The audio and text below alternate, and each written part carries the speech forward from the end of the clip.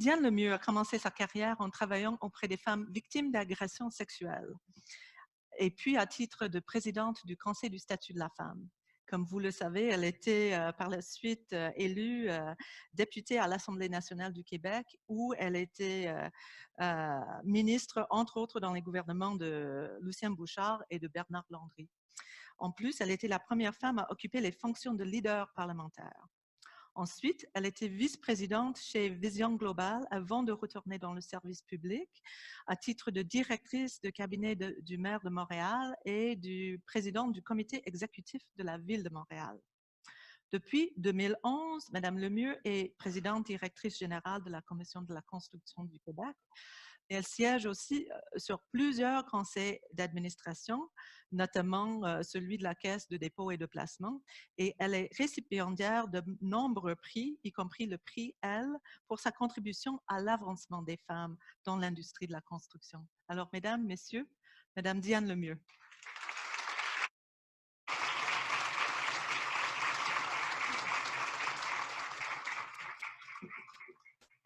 Merci. Mesdames et messieurs. D'abord, je voudrais féliciter le comité organisateur. Je crois que les gens, vous êtes très contentes du niveau de participation en quantité et en qualité.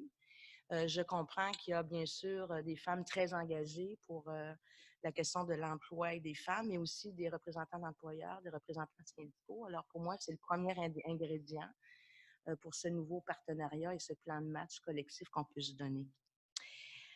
Je voudrais commencer par vous raconter une histoire.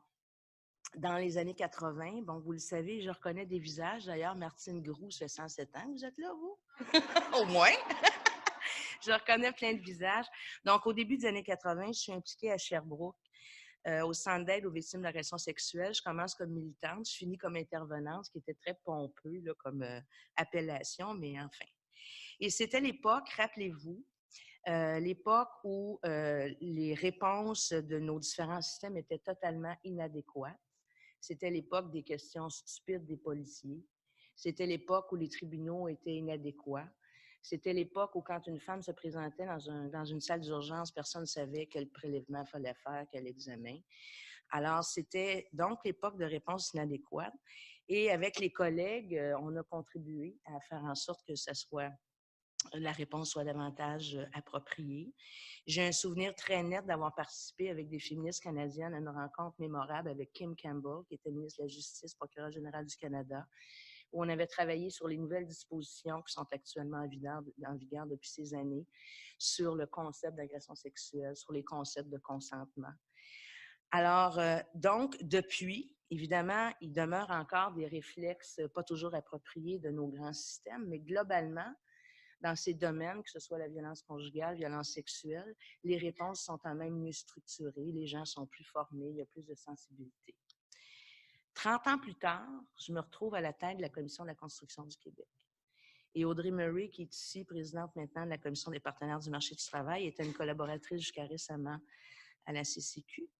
Et parmi les premiers dossiers que j'ai examinés, évidemment, j'avais une tonne de cahiers à lire, des procès-verbaux, des machins, toutes sortes de trucs.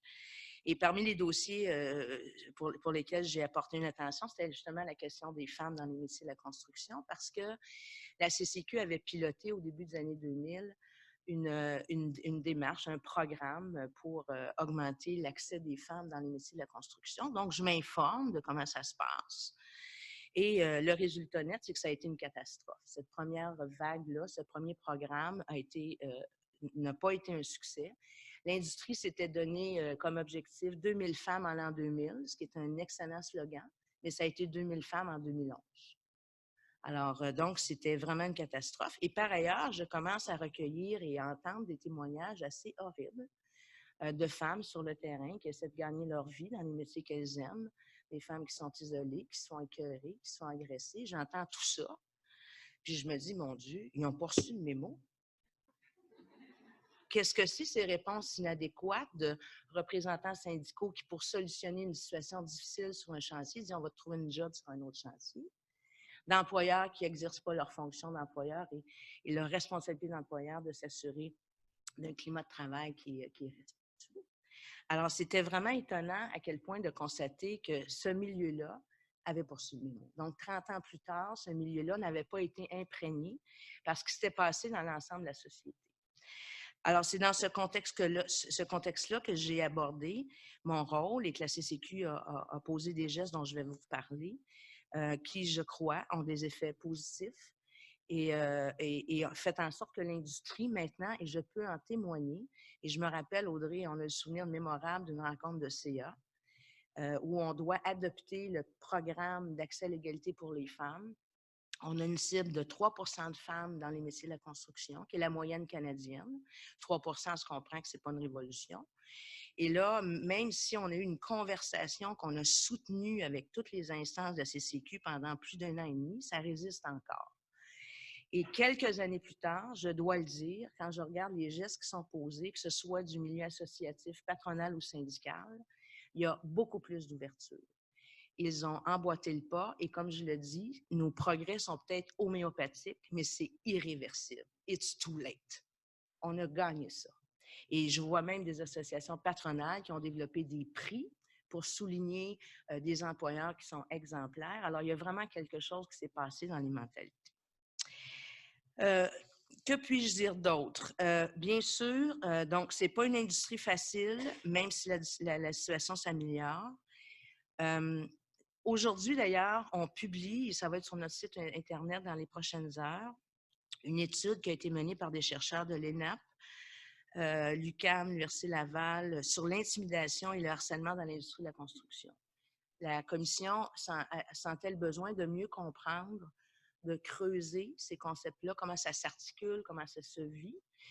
Donc, la recherche est donc disponible. Et évidemment, sans surprise, cette étude révèle que les populations minoritaires, donc sous-représentées, sont évidemment beaucoup plus à risque de harcèlement et d'intimidation.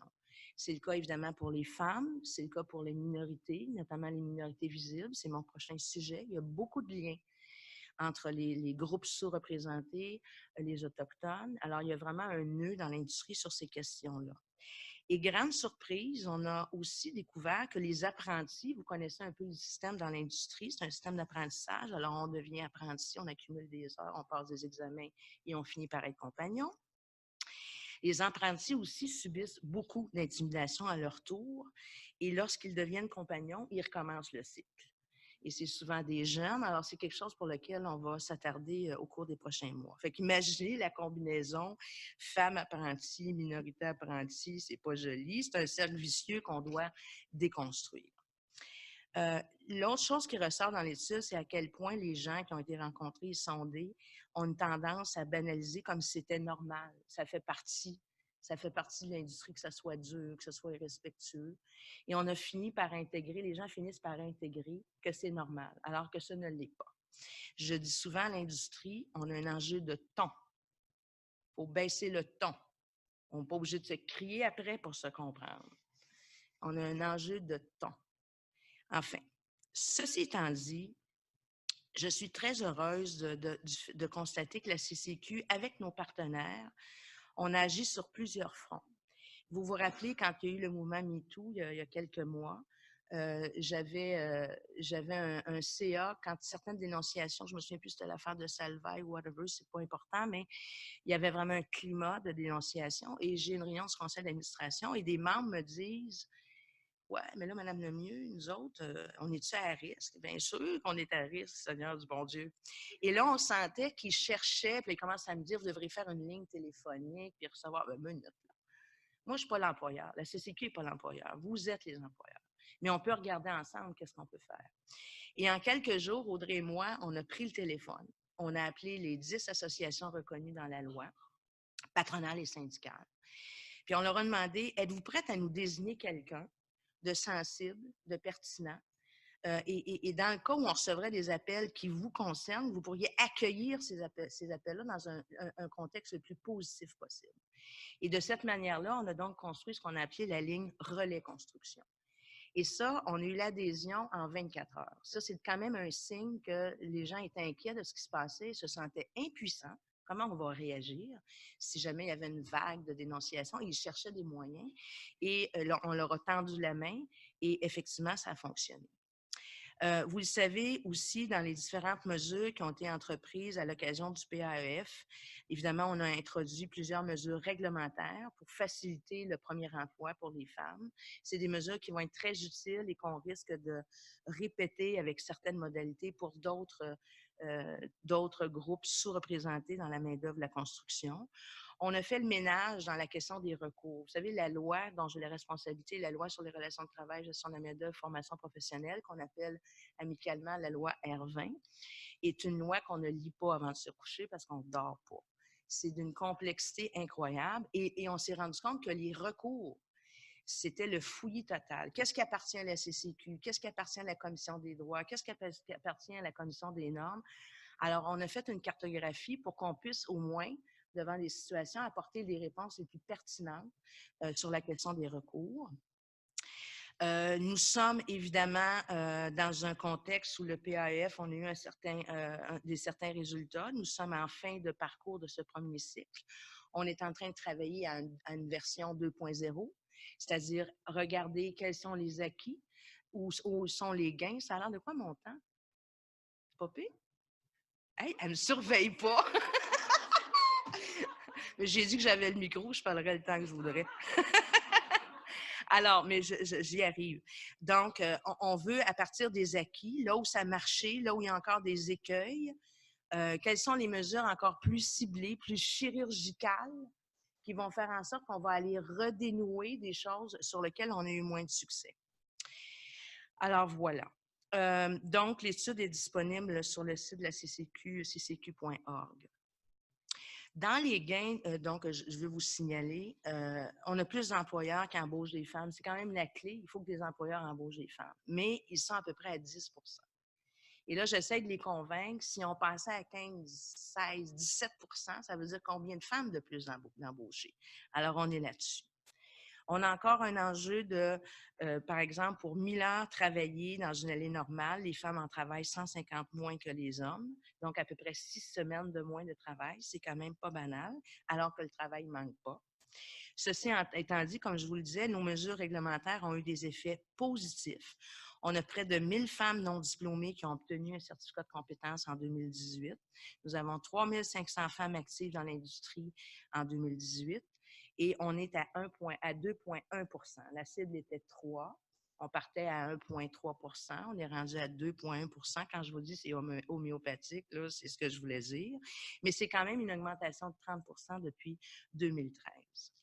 Je crois, lorsque je fais le lien, parce que je sais que vous travaillez évidemment pas juste dans des métiers comme ceux de la construction, mais d'autres métiers non traditionnels, il y a des liens incroyables à faire dans ces domaines-là. Je crois que nous avons un levier formidable actuellement. Parce que la question de l'accès des femmes, c'est-à-dire que les femmes puissent gagner leur vie simplement dans des métiers où elles se sentent bonnes, talentueuses, puis elles sont contentes d'aller travailler le matin, puis le soir, elles sont contentes de la journée qu'elles ont faite. C'est ça l'objectif.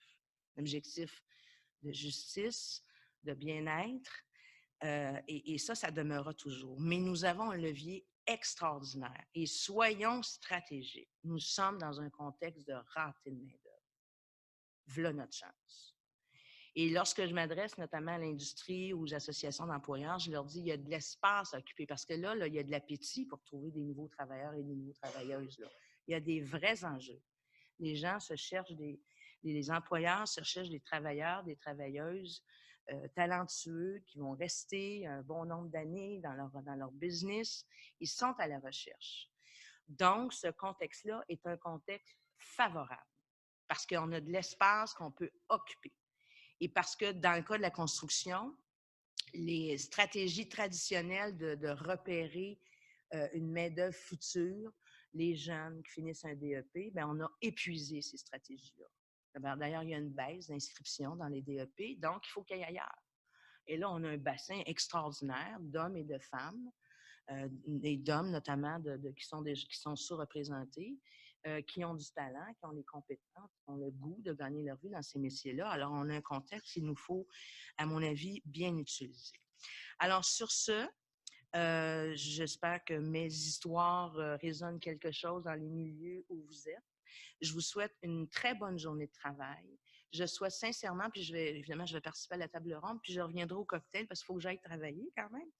Je reviendrai au cocktail en fin de journée, mais je souhaite vraiment que vous jetiez les bases d'un vrai partenariat. Nous avons des intérêts communs, nous, vous, dans votre quotidien, d'accompagner des femmes, puis de réussir à ce qu'elles puissent obtenir un premier emploi, qu'elle puisse continuer de travailler, qu'elle soit fière du travail, puis l'employeur soit content de l'avoir embauchée.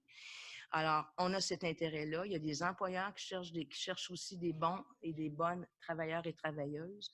Alors, je souhaite vraiment que vous jetiez les bases d'un partenariat solide, pragmatique, et qui donnera des résultats pour le bien-être de tous. Alors, merci infiniment de votre attention et bonne journée.